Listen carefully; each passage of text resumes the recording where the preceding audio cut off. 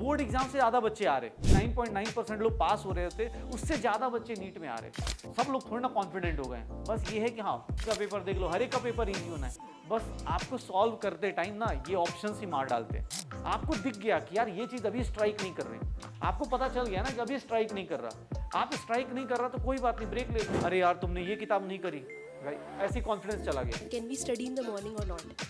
Morning, हाँ morning कर सकते, कोई दिक्कत, बट वही है ना, मॉर्निंग में क्या करोगे, आइडेंटिफाई नहीं करेंगे, एग्जाम हॉल में सिलेक्शन से बाहर ऐसे ही हो जाते हैं। अब एग्जाम पास में, ठीक है, तो ने अपने पास हम लोगों ने जैसे जैसे डिस्कशन कर रखे, सबने साल भर मेहनत करी है, दिख नहीं रहा जल्दी, हाँ चेहरे पे बस मुस्कान नहीं आ रही, बाकी सब कुछ चल रहा है, अंदर अंदर डर लग रहा है। एक चीज़ और, जब भी एग्जाम हॉल है, ऐसी एक बात बताओ, एग्जाम हॉल में कितने क्वेश्चंस आएंगे, कितने 200 ना, कितने ऑप्शंस कितने होते हैं हर एक में, मतलब हमें 200 मिनट के अंदर 200 क्वेश्चन नहीं है, 800 ऑप्शंस हैं। तुम ये सोचो, मतलब 200 मिनट के अंदर 800 ऑप्शंस देखने अपने को। क्वेश्चन तो ठीक है ना, क्वेश्चन पढ़ेंगे, उसके ऑप्शंस में ही तो दिक्कत है। अगर कोई क्वेश्चन पूछे, बोर्ड्स में जाने से पहले इतना डर लगा था क्या? बोर्ड जाने से पहले इतना डर नहीं लगा था, क्योंकि ज़्यादा से ज़्यादा 25 क्वेश्चन होंगे, लिखना ही तो है, 35 क्वेश्चन होंगे, लिख देंगे। यहाँ पर एक ही तो डर है कि भाई 800 ऑप्शंस हैं, उन ऑप्शन में सही चूज करना है। मेरे से कोई बोले दिक्कत क्या है, किसी घर वाले कमेंट करते होंगे ना कि बेटा ऑप्शन तो सामने ही था, देख के, खासकर बॉटनी जूलॉजी तो यही लगता है कि भाई सामने ही तो था एग्जाम्पल, टिक ही तो मारना था, बट ऑप्शन ही तो कंफ्यूज करता है ना। तो भाई जितने लोग जैसे ही पेपर्स अटेम्प्ट कर रहे हो, वहाँ पर जो सारी मारा मारी है ना, अगर ठीक है अपने पास हम लोग बोलते हैं ना कि कोई टॉपिक आपका स्ट्रांग होगा, कोई टॉपिक आपका वीक होगा, लेकिन सबसे ज़्यादा जो दिक्कत आती है वो होती है ऑप्शन से। अगर मैं ऐसे खड़ा करके पूछूँ ना, तो शायद तुम बिना हिचकिचाहट के बता दो कि हाँ यार इस टाइम पे सर, हाँ सर ये मैं ये फार्मूला पढ़ा, ये फार्मूला नहीं पढ़ा। लेकिन अगर मैं वहीं उसी में ऑप्शन दे दूँ, मैं तुमसे सिर्फ ये पूछ लूँ, जैसे मान लो इस रूम का नंबर पूछ लूँ, और इस ऐसे पूछूंगा तुम बोलोगे sir 3rd floor 2nd floor का है, ठीक है ऐसे बोल दोगे। लेकिन हम पूछे नहीं 301 है, 302 है, 303 है, 304 है, तो दिमाग अपना एक बंदे ने दिमाग लगाया, बाकी लोगों को तो याद भी नहीं होगा, एक घुस गए, ऐसे ही घुस गए, चलना है भाई। हाँ अच्छा, सबको पता है, 2 दिन बाद पूछा जाएगा तो पता चलेगा। वैसे ही सेम चीज एग्जाम हॉल में भी होती है, सबको पता होता है, मोस्टली मतलब जो 25% जनता होती है उनको तो पता होता ही है ना कि भाई ये ऑप्शन है। एक बात बताओ, अभी टेस्ट देते हो तो ऑप्शंस देख के घर पे आके किस बात का बुरा लगता है? बुरा लगता होगा, एक तो होता है जिनको बुरा ही नहीं लगता, वो तो अलग बिंदास लोग हैं, वो तो फिर वही लोग हैं जो फॉर्म भर रहे हैं, जो एक्स्ट्रा पैसा मिल रहा है। एक बात बताओ, एनटीए बार बार रीओपन क्यों कर रहा है उनको? अच्छा एक बात बताओ, तुम जो सीरियस बच्चा होगा वो पहले फॉर्म नहीं भर चुका होगा, एनटीए वाले पता चला वीडियो देख के मुझे केस कर रहे, एनटीए वाले क्या कर रहे हैं, मजे ले रहे, उनको दिख गया कि यार देखो ऐसे भी तो लोग होंगे जो होता ना कि ऐसे ही बैठे हैं, होता ना गांव में कहीं चुपके से बैठे हुए हैं, चल यार फॉर्म भर रहे, कुछ नहीं काम है, चल यार फॉर्म भर देते, ठीक है। वैसे 25 लाख लोग में सारे के सारे पढ़ने, इस देखो बोर्ड एग्जाम से ज्यादा बच्चे आ रहे, जहां पर पास होने की 100% गारंटी होती है, 99.9% लोग पास हो रहे होते, उससे ज्यादा बच्चे नीट में आ रहे। इसका मतलब क्या है, सब लोग थोड़ा ना कॉन्फिडेंट हो गए हैं। बस ये है कि हाँ फॉर्म भरना आसान है, फॉर्म भरने के लिए कोई एलिजिबिलिटी है नहीं कि नहीं नहीं भैया 2 क्वेश्चन, अगर जिस दिन एनटीए ने फॉर्म भरने से पहले 4 क्वेश्चन पूछने शुरू कर दिए ना, फॉर्म के नंबर डाउन हो जाएंगे या उसमें चीटिंग होनी शुरू हो जाएगी, ठीक है। ये हालत है। दिक्कत क्या होती है, हम लोग जब बोर्ड देने जाते हैं तो वहाँ पता होता है कि यार ये लिखना है, ठीक है। लेकिन हाँ अगर मैं आपसे बोल दूँ ना कि यार ऑप्शंस दिए, जैसे अभी आपको यहाँ से विद्यापीठ से अगर घर जाना है तो आपको पता है कि हाँ सर चले जाऊंगा मैं आराम से 10 मिनट 20 मिनट में चले जाऊंगा, लेकिन मैं उल्टा पूछना शुरू करूं कि बताओ किस रास्ते से 5 मिनट में पहुंच जाओगे, किस रास्ते से 7 मिनट में पहुंचोगे, तो तुम कंफ्यूज होना शुरू होगे कि यार कौन सा रास्ता लूं मैं, सबसे शॉर्टेस्ट रास्ता बताओ, सबसे लॉन्गेस्ट रास्ता बताओ। अगर उसके ऑप्शंस पूछूं तो तुम शायद कंफ्यूज होना शुरू होगे। तो एग्जाम हॉल में भी यही हो रहा है। एग्जाम हॉल में क्या होता है, पेपर इजी होता है, लास्ट ईयर का भी पेपर देख लो, हम सब लोग जानते हैं पेपर हर एक साल इजी होना है, जेईई मेंस का पेपर देख लो, हर एक का पेपर इजी होना है। बस आपको सॉल्व करते टाइम ना ये ऑप्शंस ही मार डालते हैं। ऑप्शन ही सही सही चूज करना ना, ऑप्शन सही चूज करना, ये सबसे बड़ा प्रॉब्लम है सबकी लाइफ में। अगर सही ऑप्शन चूज कर लिया तो आपको ही पता है, फिर तो आपको पूछना ही नहीं। हमें 800 में से 180 ऑप्शन सही चूज करने हैं, और वो 180 ऑप्शंस कैसे पता चलेंगे, वही एग्जाम हॉल में सबसे बड़ी फाइट है। गवर्नमेंट ने बोला 20 मिनट और ले लो, उनको लग रहा है 20 क्वेश्चन एक्स्ट्रा देते 20 मिनट और देते, उनको पता ही नहीं है कि 20 मिनट में 20 क्वेश्चन नहीं है, वो 20 क्वेश्चन। एक बात बताओ, जिसका 180 में 180 नहीं हो रहा, वो 20 क्वेश्चन एक्स्ट्रा लेके भी क्या करेगा?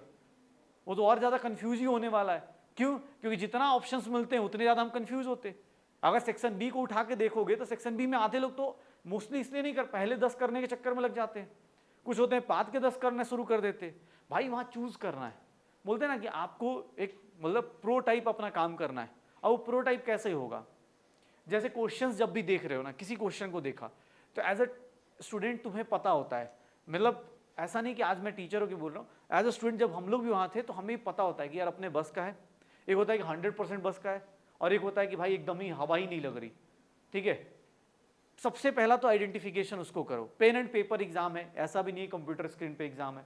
हमारे पास पेन एंड पेपर पे 10, एक साइड में कम से कम 10 क्वेश्चन और एक साइड में 10 question. Pen and paper exam का यही फायदा है कि हम 10-20 क्वेश्चन एक साथ हमें दिख रहे होते, तो जहां भी कॉन्फिडेंस कम होना शुरू हो वहां पे फटाफट बगल में साइड ले लो, क्योंकि एक नेचुरल एग्जाम का एक प्रोसेस है। और बार बार ये एग्जाम, तुम्हें सच बता रहा हूँ, सिलेक्शन से ज्यादा रिजेक्ट करने के लिए है। सेलेक्ट होने वाले लोगों को बस ये बचा लेगा, बाकी रिजेक्ट करने वाले को लात मार मार के भगाएगा। ये एक तरीका है और लोगों को ना कहने का तरीका है। नॉर्मल लाइफ में अगर एनटीए नो मीन्स नो करने लगे ना तो बहुत सारे लोग बुरा मान जाएंगे, तो वो नो कहने का एक तरीका है। ये एग्जाम सिलेक्शन का ही नहीं, अपने आप को रिजेक्शन से बचा लो, यही है ना, और क्या है। तो बस ये रिजेक्शन से बचोगे कैसे? सही ऑप्शन सेलेक्ट करो। अब ये कहना आसान है, जैसे ही जाते एग्जाम हॉल में दिमाग अलग लेवल पे चलता है। हम लोग तो ऐसे लोग हैं जिसका होता है ना कि मान लो कोई गलत हो गया, जैसे मैं तुम्हें बताता हूँ कुछ लोगों की अपने, जैसे तुम लोग क्या, मैं अपनी बात बताता हूँ। मान लो कोई फिजिक्स का न्यूमेरिकल सॉल्व किया मैंने और मेरा आंसर आ गया -4 आ गया।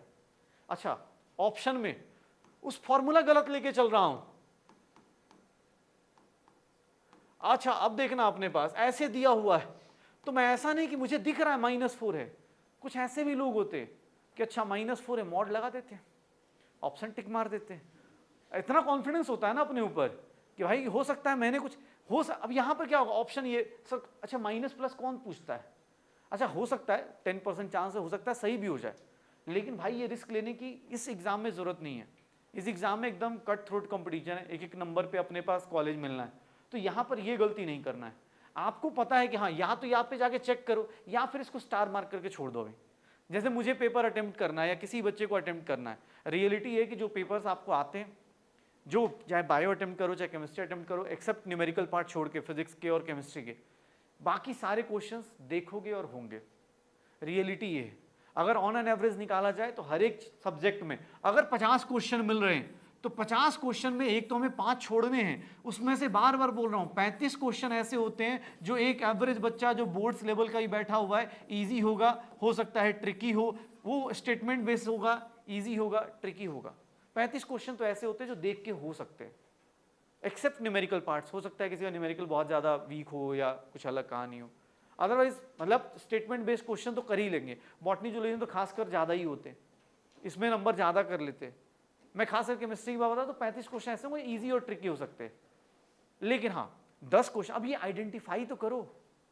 अब पता चला आपने क्या करा, जैसे अभी और केमिस्ट्री में बात करें, प्रैक्टिकल केमिस्ट्री ऐड हुआ, मान लो हो सकता है एग्जाम हॉल में पहला ही क्वेश्चन उसी से आ जाए, अब हाथ पैर कांपने लगेंगे, कह रहे यार जिंदगी बेकार हो गई। ठीक है, आदमी सोचना शुरू कर देता है, अलग अलग थॉट्स आते हैं कि पापा ने बोला था ट्रैक्टर खरीद देंगे, किसी घर में शादी हो जाएगी, कह रहे उसकी बोला था शादी करवा देंगे, किसी को बोल देंगे घर पे बिठा देंगे, किसी को बीएससी, सब डर एग्जाम हॉल के अंदर ही आएगा, बाहर नहीं आएगा, अंदर ही। ये डर पहले भी था, अब एग्जाम हॉल के अंदर भी आ जाएगा। ये काम नहीं करना है। एग्जाम हॉल में आइडेंटिफाई कर लो कि यार मुझे ना ये वाले क्वेश्चंस पहले पकड़ने हैं। सोचो, इमेजिन करके देखो, अगर तुमने 35, एक साइड पे 10, एक साइड पे 10, 20 क्वेश्चन में से अगर आपने सिलेक्ट करने शुरू किए, आप अगले पेज में जाके देखोगे, आप ये सिलेक्ट कर लो और 10 क्वेश्चन अपने पास जो डिफिकल्ट बोल सकते हैं, मॉडरेट बोल सकते हैं। मुझे 45 ही करने, 5 तो डिफिकल्ट होंगी, वो मैं पहले रिजेक्ट कर चुका हूं, मुझे तो 45 ही करने, 5 डिफिकल्ट देने दो ना, कोई दिक्कत नहीं, 5 क्वेश्चन डिफिकल्ट आ रहा है आने दो। ये तो मुझे ऐसे भी छोड़ना था ना, डिफिकल्ट तो मुझे ऐसे भी छोड़ना है, मुझे तो पहले अपना सिलेक्शन बचाना है। पहले मैं सिलेक्शन के लिए फाइट करूंगा। सिलेक्शन कहां से आएगा? यहां से। अब रैंक कहां से आएगी? तो रैंक यहां से आएगी, आपकी रैंक यहां से आनी शुरू होगी कि 10 क्वेश्चन और बढ़ाओ। अब ये 10 क्वेश्चन कैसे बढ़ सकते हैं? तो ये है, पहले ये आइडेंटिफाई करो। अच्छा, एक चीज और है, जैसे मैं तुम्हें बताता हूँ, मैं मतलब पढ़ाते हुए एक इंसिडेंट मैं बार बार बच्चों को भी बताता हूँ कि एग्जाम हॉल में ना तुम्हारा ही नहीं, हम लोग का भी कॉन्फिडेंस हिल जाता है। मैं एक किसी जैसे कोचिंग्स में जब जाते हो ना तो उसके एग्जाम्स होते हैं, तो मैं किसी एग्जाम देने गया, सोचो, मतलब मैं केमिस्ट्री पढ़ा रहा हूँ, लोगों को लगता है कि हाँ अच्छा पढ़ाता हूँ, तुम लोगों को भी लग रहा है, लेकिन रियलिटी हुई कि मैं गया और पहला ही क्वेश्चन एग्जाम हॉल का जिसने दिया, और सोचो मैं बंद कमरे में आराम से ऐसे बैठा हुआ था, मुझे सॉल्व करना, पहला ही क्वेश्चन हिल ही नहीं रहा मेरे से, और मैं अंदर अंदर पता क्या थॉट्स आ रहे हैं कि यार 7 साल हो गए यार, लग रहा है इंजीनियरिंग करिए, जॉब करना पड़ेगा यार, ये तो कुछ हो ही नहीं रहा मेरे से, पहले क्वेश्चन पे ये थॉट है, पढ़ाना छोड़ दूंगा यार, ये तो बहुत बेकार चीज़ है, बेइज्जती हो गई अपनी, ये अंदर आ रहा है, पहले क्वेश्चन पे ये सारे थॉट्स आ गए। मैंने पहले क्वेश्चन में 4-5 मिनट बिताए, फिर होता है ना कि जैसे नॉर्मली एक फ्रस्ट्रेटेड इंसान करता है, मैंने पेपर बंद किया, मैंने कहा पीछे से करते हैं, पीछे से करते हैं, और इमेजिन नहीं कर सकते हो 30 क्वेश्चन थे उस पेपर में, पीछे से करना शुरू किया, और एक होता है ना घबराए हुए मन से करना कि पता तो है ही अब कुछ नहीं होना है, जाके कुछ करेंगे, तो घबराए हुए मन से आदमी करना शुरू किया, पता चला 30 से किया, 29 क्वेश्चन सही कर लिए मैंने, पूरे के पूरे सही किए, सिर्फ एक क्वेश्चन था जिसने शुरुआत कहीं होता ना आपका ईगो अटैच हो गया उसके साथ, वो 30 क्वेश्चन बहुत ही आसान से 29 क्वेश्चन, बस वो शुरुआत का एक क्वेश्चन था। ये मेरे साथ एक बार नहीं, ये ट्रिक मेरे साथ एक बार मेरे अपने बोर्ड एग्जाम में हो गई थी, ठीक है, कि भाई जैसे एक बहुत सिंपल सा रिएक्शन है, फिनॉल में जिंक डालोगे तो क्या बन जाता है, बेंजीन। तो इमेजिन नहीं कर सकते, बोर्ड एग्जाम में 35 क्वेश्चन, मतलब अभी भी शायद नहीं है, 35 क्वेश्चन होते हैं, उसमें एक कन्वर्जन था। सोचो मतलब ना 1 मार्क्स का उसमें सिर्फ पूछा था कौन सा क्या डालते हैं, कैटलिस्ट या रिएजेंट, और वो लिखना था जिंक, मुझे याद ही नहीं आ रहा। अब मैं ये बैठ के सोच रहा हूँ पूरा फिनॉल चैप्टर एनसीईआरटी पे होता है ना, एनसीईआरटी को याद कर रहा हूँ कि यार फिनॉल में बेंजीन कैसे जाएगा, मैं फिनॉल से पता नहीं क्या क्या सोचे जा रहा हूँ कि फिनॉल अच्छा डाइजोनियम सॉल्ट क्या बने, कुछ पल्ले नहीं पड़ रहा, सिर्फ एक जिंक, और मैं उसके ऊपर टाइम वेस्ट किए जा रहा हूँ।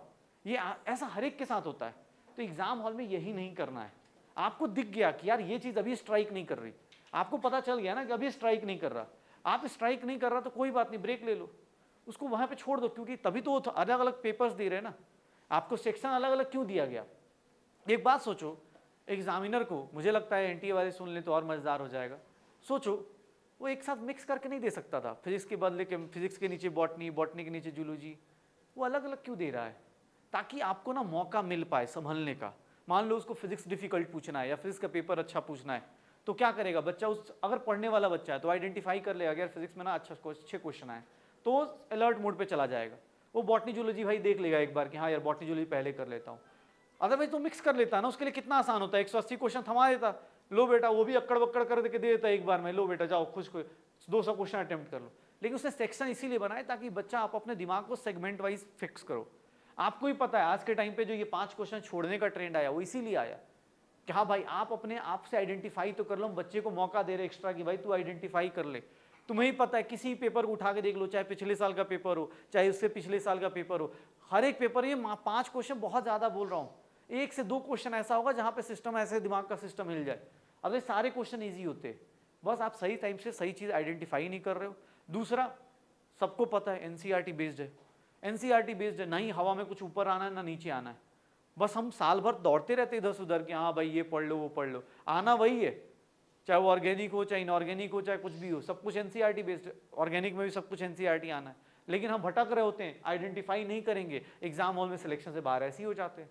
जैसे अभी कोई आ गया, अरे यार तुमने ये किताब नहीं करी, भाई ऐसी कॉन्फिडेंस चला गया, होता है कुछ दोस्त होते हैं और कुछ होते हैं सांप, ठीक है, कुछ दोस्त होते हैं, दोस्त बोलते हैं हाँ यार चल यार करते हैं, फाइट करते हैं, और होते हैं कुछ सांप टाइप के लोग होते हैं, उनका एक मैसेज आपकी ज़िंदगी बर्बाद कर सकता है, जो मैं मतलब आइडेंटिफाई, ऐसे तुम्हारे भी होंगे मेरे भी थे, ठीक है, एक मैसेज कर दिया, जैसे जिन लोगों के पास जेईई की तैयारी करते हैं ना उनके लिए होता है कि अरे इरूडो करना है, अच्छा वो ला के क्वेश्चन भी दे देगा कि तुमने ये नहीं किया, वो एग्जाम हॉल से पहले मिलेगा ना, तुम्हें बोले आइनिक नहीं आता तुम्हें, उसी से तो सबसे ज़्यादा क्वेश्चन आएंगे भाई, हो गया तुम्हारा कॉन्फिडेंस ले गया वो, उसको दोस्त मत बोलो, उसका नाम ही सेव करो सांप वाला, मतलब होना भी चाहिए ऐसे लोग, भाई तुम ऐसे लोगों से बच के रहो, टाइम कम है, अपने आप के ऊपर ये मतलब मुझे लगता है ना कि एग्जाम हॉल में जाना है सबसे पहला काम, एक तो अपना बार बार बोलता हूँ मैं हर एक बच्चे को कि एग्जाम हॉल में सबसे पहले अपने ऊपर होता है ना खूब कॉन्फिडेंस लेके जाओ कि यार मैं ही कर सकता हूँ, क्योंकि इस कॉन्फिडेंस से होगा क्या, पॉजिटिवली नेगेटिव होना होगा तो ऐसे ही हो जाएगा, बर्बाद होने के लिए कुछ बर्बाद होने की कहीं कोचिंग सुनी है क्या कि आइए इस जगह पे आइए और आराम से बर्बाद होइए, कहीं सुना आईआईटी में फेल होने की कोचिंग कहीं सुनी, नहीं होती ना, जेईई में नीट में कहीं फेल होने की कोचिंग कहीं नहीं है, क्या ही हम आपको बताते हैं नेगेटिव क्वेश्चन कैसे अटेम्प्ट करते हैं, ऐसा कहीं नहीं होगा। हम हमेशा पॉजिटिव सोचते हैं, पॉजिटिवली, सबके पेरेंट्स भी ऐसा, तो रियलिटी यही है, आप पॉजिटिव सोच के जाओगे, पॉजिटिवली अच्छा मिलेगा। हाँ, ये हो सकता है आप अपने एग्जाम हॉल में 2-3 चीजें दिमाग में रख के जाइए कि हाँ भाई मुझे पॉजिटिव जाना है। दूसरी चीज, मुझे अपने क्वेश्चंस खुद पिक करने हैं, क्योंकि मुझे नहीं पता मेरे लिए कौन, अब हो सकता है ना किसी का फिजिक्स बहुत अच्छा हो, किसी का केमिस्ट्री बहुत अच्छा हो, किसी का बॉटनी जूलॉजी बहुत अच्छा हो, तो हर एक के अपने अपने वीक पॉइंट्स हैं, हर एक के अपने अपने स्ट्रॉन्ग पॉइंट्स हैं। मेरे करीबी दोस्त को क्या आता है, उसको क्या अच्छा लगता है, कौन सा टॉपिक अच्छा लगता है, इसको देख के पढ़ाई मत करो। आपको अपने, क्योंकि देखो तुम्हारा दिमाग तुम्हारे ऐसा होता तो सबको एक साथ भगवान एक साथ ही भेज देता कि सबका ब्रेन IQ एक से हो गया। तुम्हारे दोस्त को क्या आता है, अच्छी बात है, अगर उसको कुछ आता है तो उसे सीख लो, लेकिन उसके चक्कर में कि भाई वो ये टॉपिक पढ़ रहा है मैं भी सर इस पे ये टॉपिक पढ़ूंगा, वो ये PDF पढ़ रहा है मैं ये पढ़ूंगा, नहीं फर्क पड़ता। आप अपने अपने वीकर पॉइंट्स आइडेंटिफाई करो। हो सकता है जो क्वेश्चन आपके लिए इजी हो उसके लिए मॉडरेट हो सकता है जो क्वेश्चन उसके लिए मॉडरेट हो आपके लिए इजी हो, तो ये काम आपको करना है। अब एग्जाम पास में है तो भैया जितना हो सकता है आप एग्जाम हॉल में, जैसे घर पे भी जब टेस्ट दे रहे हो उस टाइम भी आइडेंटिफाई करना शुरू करो। आपको ना रियलाइज नहीं होगा, अगर आपको लग रहा है कि एग्जाम हॉल में आइडेंटिफाई नहीं हो रहा, घर पे आके या जब टेस्ट पेपर एनालिसिस करते हैं ना उस टाइम देखना, एक बार खुद से पूछ के देखना कि यार इसमें से औकात से इतने क्वेश्चन हो सकते थे। 35 क्वेश्चन मतलब समझ रहे हो कितने अपने पास, 140 मार्क्स। सोच रहे हो तुम्हें लिख के दे रहा हूं, तुम नीट 2024 दे के आओगे ना, उसमें मिनिमम 35 क्वेश्चन ऐसे होंगे जिनको देख के तुम्हें सिर्फ अफसोस होगा, और वो अफसोस करने वाले लोग में ऐसे होते हैं कि हाँ सर यार सर मैंने ये सोचा नहीं, ये मैंने नहीं सोचा, किसी ने मना नहीं किया है, सोचना कहाँ से होता है, दिमाग से ही होता है। सबने पढ़ा होगा, इस बात की गारंटी है। तो भाई कोशिश करिए 35 क्वेश्चन अपने पास आइडेंटिफाई कीजिए। इससे क्या होगा ना, इससे हिम्मत मिलती है। ये 35 क्वेश्चन अगर सामने वाले ने 20, क्योंकि ये ईजी है, आपके लिए ईजी है, तो ये 20 से 25 मिनट में करके दे दोगे। 20 से 25 मिनट मैक्सिमम लगेंगे इस क्वेश्चन को करने में। क्यों? क्योंकि आपके लिए ईजी है। ये 20-25 मिनट अगर तुमने कर दिए ना, तो अगले 10 क्वेश्चन को 10 मिनट में भी करोगे ना, तो तुम खुशी खुशी करोगे। लेकिन अगर तुमने गलत टाइम पे गलत चीज भिड़ गए, पता चला इसी में 20 मिनट लगा दिए, शुरुआत में यही लेके आइडेंटिफाई नहीं कर पाए, शुरुआत में यहीं पर भिड़ गए, तो पता चला भाई 20 मिनट यही निकल गए, उसके बाद जो हाथ पैर कांपने शुरू होंगे वो ये भी बर्बाद हो जाएगा। अभी नहीं होता तो टेस्ट में देख लेना, किसी भी मतलब जो भी नीट बेस्ड टेस्ट है या नीट रेप्लिका टेस्ट होगा, जो भी रियल टेस्ट हो रहे हैं ना, उनको एक बार देखो, आइडेंटिफाई करो। जैसे PW का रियल टेस्ट हुआ, उसको आइडेंटिफाई करके देखना, अपने आप अपनी होता ना, अपनी कैपेबिलिटी पता चल जाती है। थोड़ा ज़्यादा अपने आप को सोचो। मैं तो मतलब होता ना अपने आप से क्वेश्चन पूछते रहो। मैं अपने टाइम पे ऐसे लिख के रखता था कि मेरी औकात क्या है, ठीक है, कितना आ रहा है, अपने को पता होना चाहिए कि हाँ भाई मेरा इतना आ रहा है 140। ये पहले आइडेंटिफाई हो गया ना, आप एग्जाम हॉल में देखोगे आपको बहुत जल्दी, ये वाले क्वेश्चन पे 20 मिनट भी लगाओगे ना तब भी आपको कॉन्फिडेंस रहेगा। लेकिन पता चला उल्टा होता हम लोग साथ, कितना अच्छा, ये बात सबको बोली जाती है कि बेटा अच्छा क्वेश्चन है ना तो उसको बाद में करना। तुम लोग करते हो अप्लाई? नहीं करते हो ना, आदमी भिड़ ही जाता है। तुम लोगों में से आधे लोगों को तो यही प्रॉब्लम है। अभी भी जैसे बोलो ना, अच्छा क्वेश्चन है तो उसको बस ना वहां पे स्टार मार्क करके आगे चलना।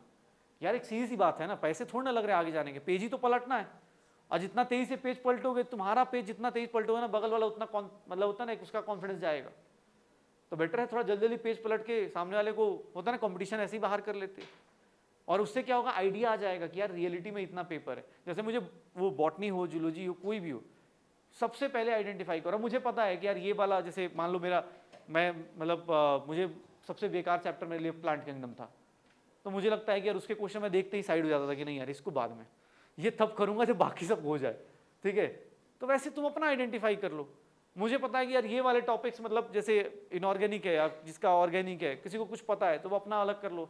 फिजिक्स में आपको पता है कि यार ये वाले टॉपिक्स नहीं करने, तो उसको छोड़ दो ना, क्यों एनर्जी वेस्ट करना है, जबरदस्ती क्यों भिड़ना है। हाँ, बाद में एक ही पेपर को, जो टॉपर्स होते हैं ना, एक ही पेपर को 3 बार अटेम्प्ट कर लेते हैं। सबसे पहले क्या करेंगे, ये आइडेंटिफाई करेंगे 180 में 180 कैसे लेके आते होंगे। वो ऐसा थोड़ा उनका एक से शुरू हुआ लास्ट तक चला गया, या तो पेपर ईजी होगा फिर, नहीं तो क्या करेंगे, एक से स्टार्ट करेंगे, पहले 35-40 क्वेश्चन वो अपना सिलेक्शन सिक्योर करते। पेपर जब करते हो ना, तो पेपर में पहला काम है सिलेक्शन सिक्योर करना, और सिलेक्शन सिक्योर करके फिर रैंक पे वर्क किया जाता है। और रैंक कैसे होगा, 35 क्वेश्चन आप ये आइडेंटिफाई करके कर लो, फिर यहाँ से 4-5 क्वेश्चन मॉडरेट पे क्या होता है, दिमाग लगाओगे तो हो ही जाएगा ना, बस तुक्का मत मारना शुरू करना, ठीक है। और यहाँ से फिर वो आइडेंटिफाई करके फिर निकालेंगे, हाँ चल यार और करते। जैसे होता है ना, पेपर देखोगे कभी किसी टॉपर का इन सब का रियलिटी में पूछोगे ना, तो पता है क्या करेंगे, 40-40 क्वेश्चन सब टॉपिक के कर लेंगे, उनको पता है 40 क्वेश्चन हो गया। अब वो क्या करेंगे, फिर कभी फिजिक्स खोलेंगे, क्योंकि एक बार में फिजिक्स के 5 क्वेश्चन डिफिकल्ट नहीं हो सकते, तो क्या करेंगे कि एक बार फिजिक्स पे दिमाग लगाएंगे, नहीं हुआ तो फिर वो बैठ के बंद कर देंगे कि अरे चल यार बॉटनी देख लेता हूँ, फिर वो जूलॉजी पे देख लेंगे।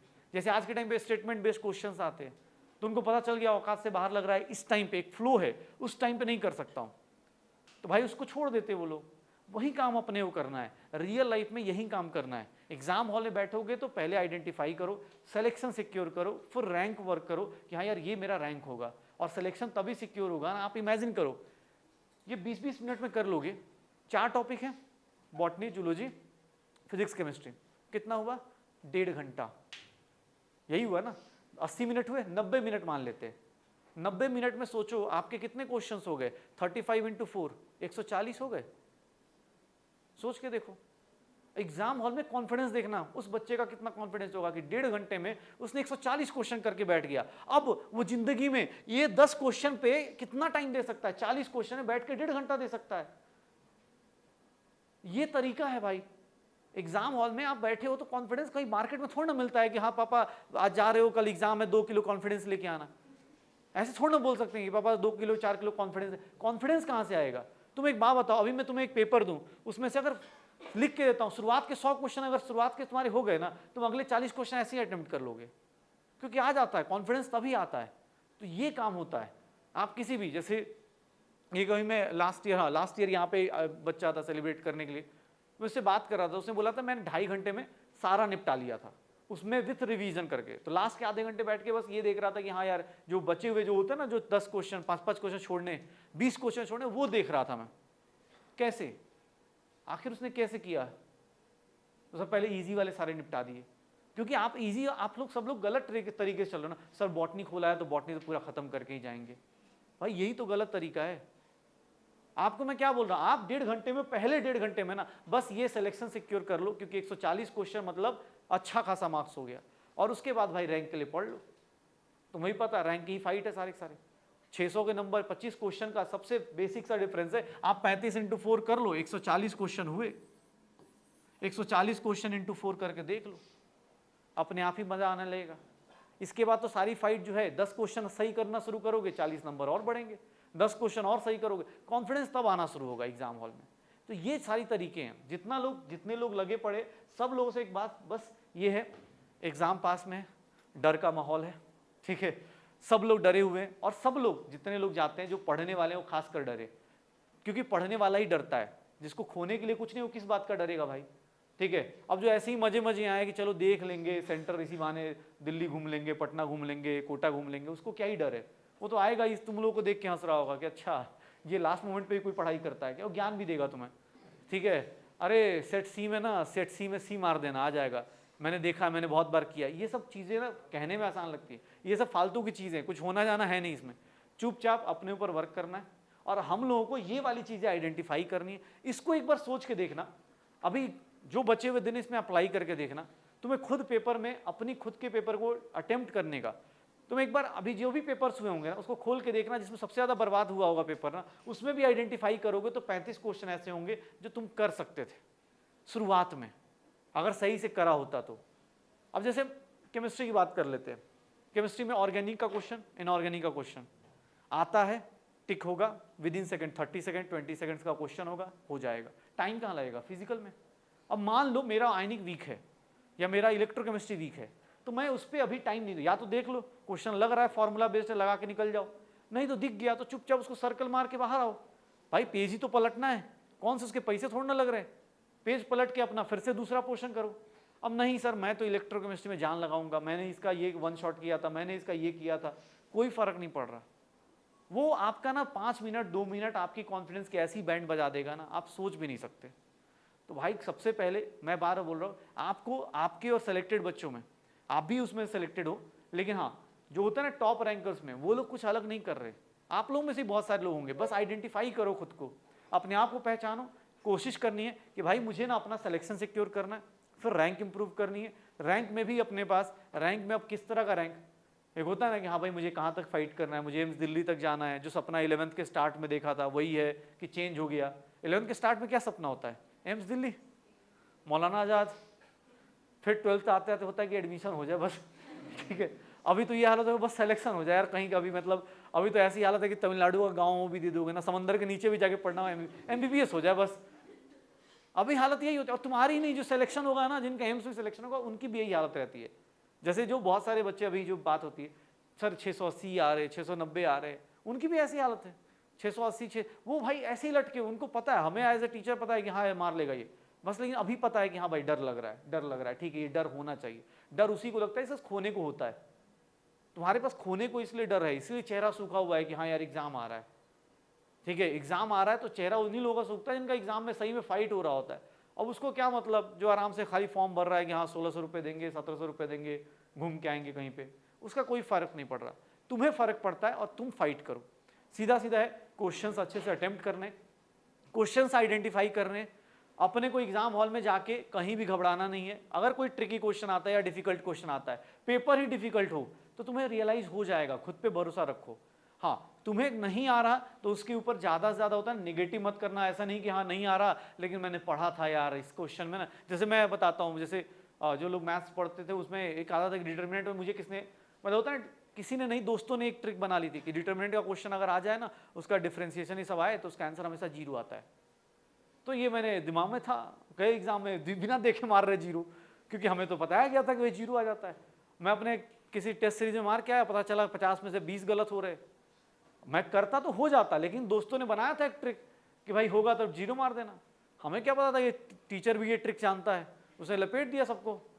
तो ये चीज़ होती है, आप कोई भी चीज़ को अपने दिमाग पे भरोसा रखिए और खुद से आइडेंटिफाई कीजिए कि आपका सिलेक्शन होना है, और आपका सिलेक्शन यही सब डिसाइड करेगा। हाँ गलत आपको ही पता चला शुरुआत में, इससे भिड़ गया, क्या ही लॉजिक है। जैसे हम लोग क्या बोलते हैं पेपर में, क्या बोलते हैं कि भाई जो नीट दे रहा है वो पहले बायो कर लो, फिर केमिस्ट्री करो, फिजिक्स करो। एक नॉर्मल ट्रेंड, एवरेज एक नॉर्मल बच्चे को ये बोला जाता है। क्यों? क्योंकि हमें ये लगता है कि यार बायो करेगा तो बायो के क्वेश्चंस आपको ना जल्दी से जल्दी हो जाएंगे। आप ये सोचो ना, नॉर्मली आप बायो क्वेश्चंस में क्या होता है कि देखा टिक मारा आगे गए, देखा टिक मारा आगे गए, कोई कैलकुलेशन नहीं आती है, बहुत रेयर कुछ आ जाए तो। हाँ लेकिन स्टेटमेंट बेस्ड क्वेश्चन है तो उसको वहीं पे नहीं लड़ाई करनी है, समझ में आ रहा है तो टिक मारो, सर नहीं जाना समझ में आ रहा है टिक मारो, नहीं तो आइडेंटिफाई करके इसको स्टार मार्क करके रख दो। जैसे मुझे लगता है, जैसे अब जो बच्चे कर रहे बायो में मस्त, ज़्यादा से ज़्यादा 10 क्वेश्चन ऐसे होंगे अगर आपने पढ़ाई करी है तो, 10 क्वेश्चन ऐसे होंगे जिसके आंसर्स में आपको डर लग रहा होगा अगर आपने अच्छे से पढ़ाई करी है तो, क्योंकि बायो एक हमें बहुत जल्दी एक रिजल्ट दे रहा होता है। तो बायो ना यहाँ पर 10 क्वेश्चन स्टार मार्क करके रख दो बाहर, लेकिन ये तो करो यार, इसमें 70 करो 60 करो, लेकिन जो 100% श्योर है उनको करना शुरू करो। 100% श्योरिटी के साथ वाले पहले कर लो। अगर आप अच्छे से पढ़ाई करो तो इतना तो होगा ही। मान लो 80 ही है, 70 ही है, 20 ही है, जितने भी हैं आइडेंटिफाई करो, निकालो उनमें से। अब केमिस्ट्री पे आए तो केमिस्ट्री इसलिए, फिर फिजिक्स में आए तो फिजिक्स में, ये हम लोग फिजिक्स का हवा बना चुके हैं इसलिए क्योंकि उसमें न्यूमेरिकल्स होते हैं, और हमें न्यूमेरिकल्स करने में क्योंकि हम कैलकुलेशंस थोड़े कम करते हैं तो हमें टाइम ज़्यादा लगता है, और कोई रीज़न नहीं है कि दिमाग कम है। ठीक है, तो ये चीज़ भी दिमाग से हटा देना। क्वेश्चन उतना ही ईजी आएगा। 5 मई को शाम को सब लोग यही करेंगे, जो टीचर्स होंगे, जो यूट्यूबर्स होंगे, जो भी होंगे ना, सब यही कमेंट कर रहे होंगे। लेकिन 5 मई को दिन में ना जिसकी बैंड बजी वो तुम लोग होगे। 2 बजे से लेके 5:30 तक जो होता है ना कि अपने दिमाग का जो अलग अलग लेवल जो काम करेगा, तुम अपने आप को देख के फ्रस्ट्रेट हो जाओगे। बोलता हूँ एक क्वेश्चन तुम्हें ये सोचने में मजबूर कर देगा कि बीएससी करनी है कि क्या करना है, ये आ जाएगा। सोचो, दिमाग का लेवल ये होता है। वो काम अभी से करो और आइडेंटिफाई करो, ठीक है। और ये काम सब लोग अभी से स्टार्ट करो, अभी भी टाइम है। 10 पेपर, ये जो चीज़ें होती है ना, ये ज़्यादा टाइम नहीं लगता। अभी लास्ट मोमेंट पे क्यों बता रहे हैं? क्योंकि भैया यही सब चीज़ें लास्ट मोमेंट पे, यही सब जो होता है ना अपने ऊपर कंट्रोल करके ले जाना। मोस्टली लोग हारते इसीलिए क्योंकि कंट्रोल नहीं होता। फ्लो में सर टिक मार दिया सर लगातार ना। कुछ लोग होता है, कुछ बच्चे ऐसे मिलते हैं ना कि सर क्वेश्चंस कर रहे थे, 21 से लेके 25 तक लगातार बी आ गया, तो सर मुझे लगा इसका तो बी नहीं होगा। होता है कुछ लोगों का लगातार 4 बार बी आ जाए ना, वो 5वें क्वेश्चन हाथ कांपने लगते हैं कि यार बी तो नहीं होगा यार। ये कैसे आया? ये सारा का सारा जो प्रॉब्लम क्रिएट हो रहा है वो कैसे क्रिएट हो रहा है? ये सारा साइकोलॉजिकल है। ऐसा हो नहीं सकता कि 10 क्वेश्चन के लगातार बी आ जाए, लेकिन तुम्हें खुद का डर है क्योंकि हमने जिंदगी में कभी किया नहीं इस तरह का कि अच्छा लगातार बी आ जाए।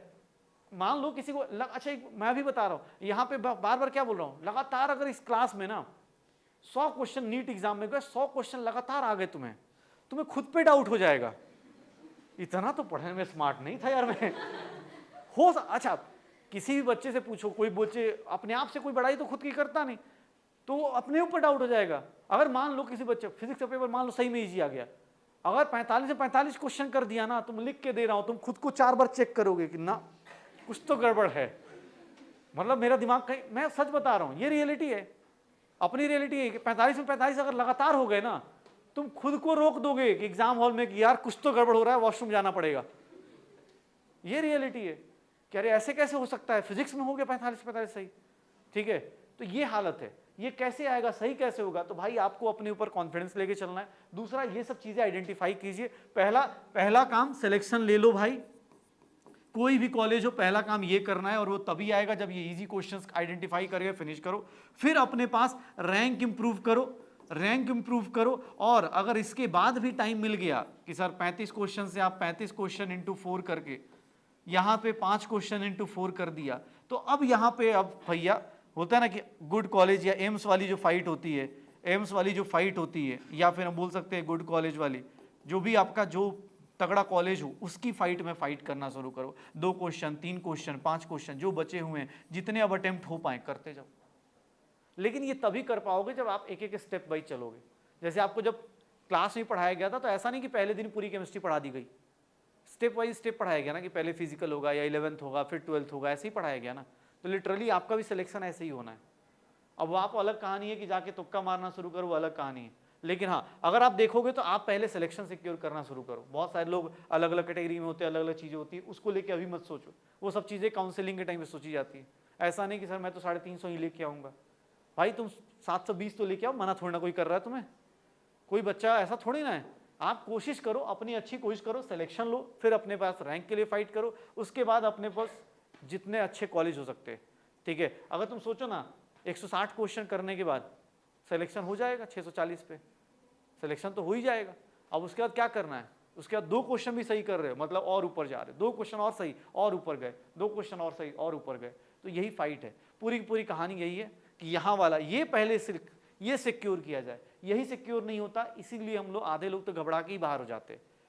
मेरे से कोई पूछे ना 5 लाख लोग जो फाइट करने के लिए हम लोग बोलते हैं, उसमें 2 लाख लोग एग्जाम हॉल में सिर्फ और सिर्फ एग्जाम हॉल के अंदर इमोशंस कंट्रोल नहीं होते, इसलिए बर्बाद होते हैं। तुम सबने पेपर दिया होगा शायद, या नहीं दिया होगा तब भी कुछ तो अंदर का याद होगा। 12:30 से जो स्टार्ट होता है कहानी, ठीक है, उसका 12:30 छोड़ो, 2 दिन पहले से ड्रेस कोड से जो स्टार्ट होता है टेंशन बनना कि ड्रेस कोड क्या होगा, ये क्या होगा, वो क्या होगा, ये कैसा बोलेगा। घर वाले डायरेक्ट और इनडायरेक्ट वे में कहीं ना कहीं देख के ही प्रेशर हो जाता है। कुछ बच्चे होते हैं खुद ही प्रेशर लेते हैं, और कुछ बच्चे होते हैं जिनके पेरेंट्स प्रेशर दे देते हैं। दोनों लोग होते हैं, दोनों चीज़ें होती हैं।